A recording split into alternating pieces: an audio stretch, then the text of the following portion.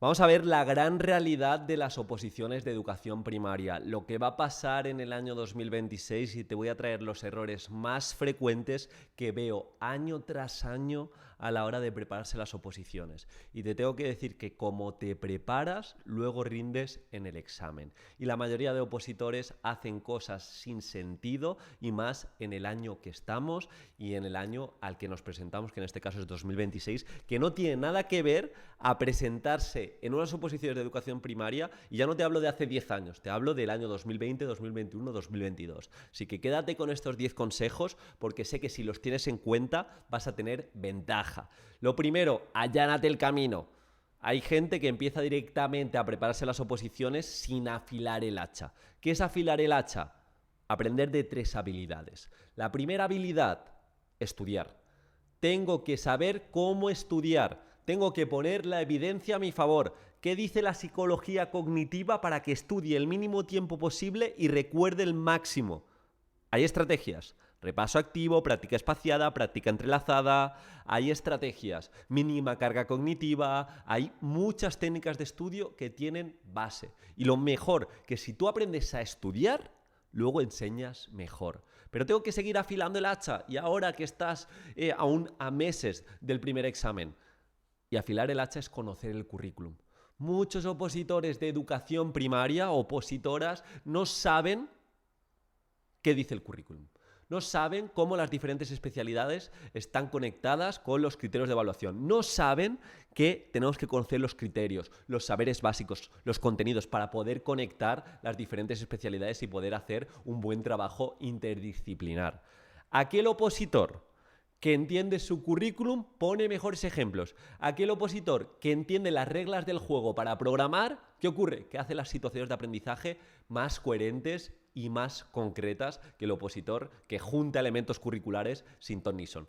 Por cierto, antes de seguir, si te quieres preparar con nosotros, que todo esto y mucho más lo vas a tener dentro de nuestra academia específica de educación primaria, lo tienes en el comentario fijado. No solo te vamos a enseñar a estudiar, sino que te damos un plan específico de estudio y también, obviamente, vas a tener los temas ya adaptados al tiempo de convocatoria, con ejemplos prácticos, supuestos ya resueltos, programación base, oratoria, el máster de innovación que te entra dentro de la preparación, todo. Y ahora actualmente estamos sin matrícula, en el comentario fijado si quieres más información. Hemos dicho que seguimos afilando el hacha porque queremos cortar el árbol con el mínimo esfuerzo y con el esfuerzo más inteligente. Aquí entra aprender a programar.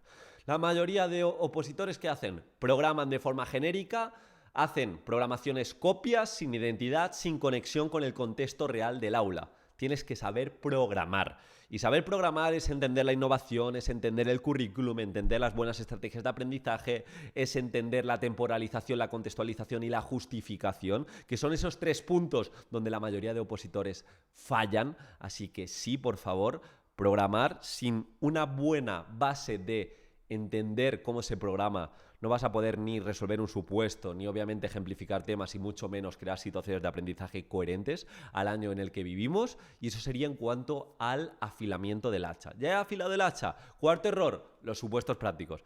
No, es que he tenido, pongamos, supuesto 1000 horas para prepararme la oposición de educación primaria y le he dedicado 500 horas a los temas, 300 horas a la programación, no sé cuántas a los materiales y me quedan 50 horas a los supuestos. Los opositores que hacen una buena oposición son aquellos que dedican una parte, un núcleo de su preparación a hacer supuestos, a entender las casuísticas y problemas que se encuentran dentro del aula, a entender cómo se programa, obviamente, a entender de metodologías activas, a entender qué alumnos se pueden encontrar, qué diversidad se puede encontrar, y todo pasa por los supuestos prácticos. Conozco a muy pocos opositores que hayan trabajado bien los supuestos prácticos y que luego hayan tenido una nota baja. Porque normalmente a través de los supuestos se construye todo lo demás. Y de igual forma, no seas un opositor 2/3. Un opositor que hace unos temas increíbles, unos supuestos, una expresión escrita muy buena, una programación también entrega muy buena, pero luego no comunica bien. Descuida la exposición oral. Un opositor año 2026 que quiere postularse para la plaza es un opositor que cuida su discurso, que cuida su exposición. Si descuidas toda la parte de contenido y también de forma, estás fuera. Sexto error, de nuevo, perderse en los temas. Y hay un doble error. Primero, ir demasiado en detalle a los temas. No, es que claro, yo los temas hasta que no los tenga perfectos, me falta una orden, me falta 3 ejemplos. El tema tiene que cumplir lo que dicen los epígrafes, tiene que tener ejemplos, pero no puedo invertir un mes en hacerme un tema. No puedo invertir un mes entre que me hago un tema, entre que lo estudio, entre que me pongo a prueba, entre que lo mejoro. Basta ya. Por eso nosotros, entre otras cosas, te damos ya los temas adaptados al tiempo y con ejemplos prácticos. ¿Que quieres mejorar los ejemplos prácticos? Perfecto. Y de hecho te lo recomiendo porque este es el séptimo error. Personalizar los ejemplos. Al menos los ejemplos que nosotros te demos, los supuestos resueltos, intenta entenderlos bien. Porque los vas a tener que defender y tienes que sonar creíble y tienes que transmitir tu experiencia profesional. Igual yo te pongo un ejemplo de un aprendizaje-servicio para fomentar la lectura y tú prefieres llevarlo por un aprendizaje basado en proyectos porque casas más con esa metodología. Perfecto, adelante. Adelante. Personalizar. Tú piensa que, y este es otro de los errores, lo conecto con el error 8, en una oposición, hablo ya de los exámenes, el tribunal se tiene que llevar un trocito de ti, es decir, de cómo enseñas, de cómo entiendes la educación, de qué tipo de comunicador eres, qué tipo de persona eres, así que te tienes que sentar y tienes que transmitir identidad. ¿Y cómo transmites identidad? Pues que se vea en las introducciones y en las conclusiones lo que quieres abordar, que sepas definir y resumir muy bien el legado que quieres dejar a tu alumnado más allá del propio currículum. Y eso pasa por conocer muy bien qué tipo de docente eres. Diego, es que no lo sé, nunca he trabajado. Diego, es que no sé, yo currículum y ya está. Piensa en esos docentes que han marcado tu yo actual. Y yo hice ese ejercicio. Yo me senté y me puse a pensar qué docentes recuerdo con una sonrisa y qué docentes me han dejado valores que a día de hoy tengo. Y uno de ellos es Don Ángel. Don Ángel me dejó el valor del esfuerzo, de la constancia. Y siempre lo digo, mi talento es la constancia. Pero por otro lado, tenemos a Elena. Elena me hizo cambiar el estudiar economía para estudiar magisterio de educación primaria. Me lo hizo cambiar, Elena. ¿Y por qué? Porque fue mi profe de economía y me demostró que con un propio lenguaje y enseñando términos complejos de forma fácil y entendible, es como te ganas a los alumnos y es como disfrutas. Pero es que también tenemos a Nacho Medina, mi profe de educación física, que me ayudó a pensar en grande y me ayudó a pensar que hay otros caminos a los tradicionales.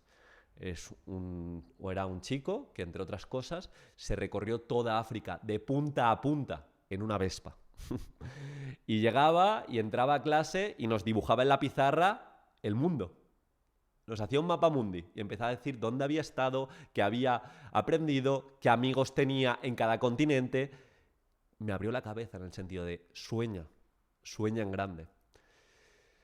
Y los últimos 2 errores, lo que quiero decir es que tienes que pensar en esos docentes para tener identidad, pero los 2 últimos errores es que tu propuesta tiene que estar centrada en el decreto de tu comunidad, por eso no nos podemos desvincular del territorio, del pueblo, de la ciudad a la que programamos para conectar muy bien con el contexto y obviamente con las reglas del juego que son el currículum.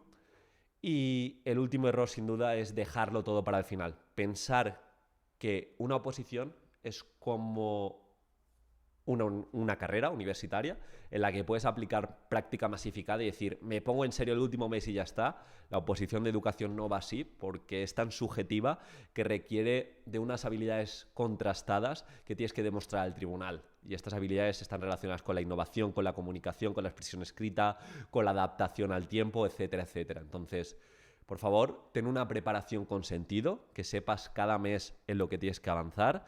Y en ese sentido, si quieres una ayuda extra, ya sabes que te puedes preparar con nosotros y nosotros, valga la redundancia, encantados. Un abrazo y nos vemos en el siguiente vídeo.